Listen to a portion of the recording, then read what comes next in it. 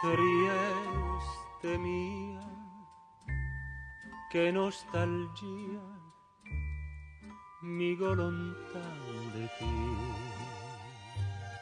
C'è un rammarico che la città dovrebbe sentire nei confronti di Teddy Reno, non avergli conferito il San Giusto d'Oro, perché se mai vi è stata una personalità triestina che abbia incarnato lo spirito di quel riconoscimento, questo è proprio il Mulo Ferruccio, che oggi, nella quiete della sua dimora a Latte Caldo in Svizzera, festeggia 100 anni con tutta probabilità intonando un brano dell'amato Frank Sinatra. Nato Ferruccio, Merck ricordi, deve il suo nome d'arte all'orchestra britannica di Teddy Foster, con la quale effettuò una tournée in Germania e al fiume tedesco, lui che di madre ebrea non poco venne perseguitato durante il fascismo. Dagli esordi a Radio Trieste durante l'amministrazione anglo-americana divenne presto un nome popolarissimo nel panorama musicale italiano, non casualmente assieme ad un altro triestino, Lelio Luttazzi.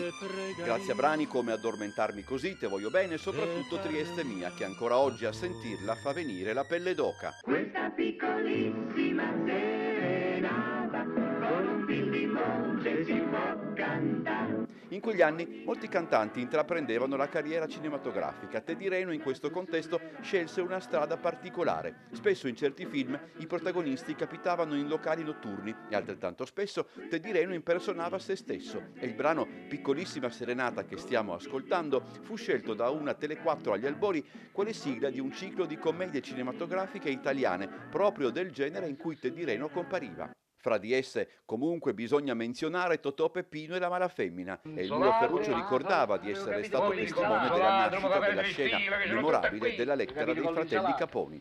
Alla carriera artistica in prima persona, Teddy Reno alterna anche quella di imprenditore, fondò la CGD, e quella di scopritore di talenti. Dal Festival degli Sconosciuti di Ariccia uscirono fior di personaggi, fra cui Rita Pavone, che Teddy Reno sposa in seconde nozze e non senza scandalo. E la coppia è una delle più longeve della storia dello spettacolo italiano.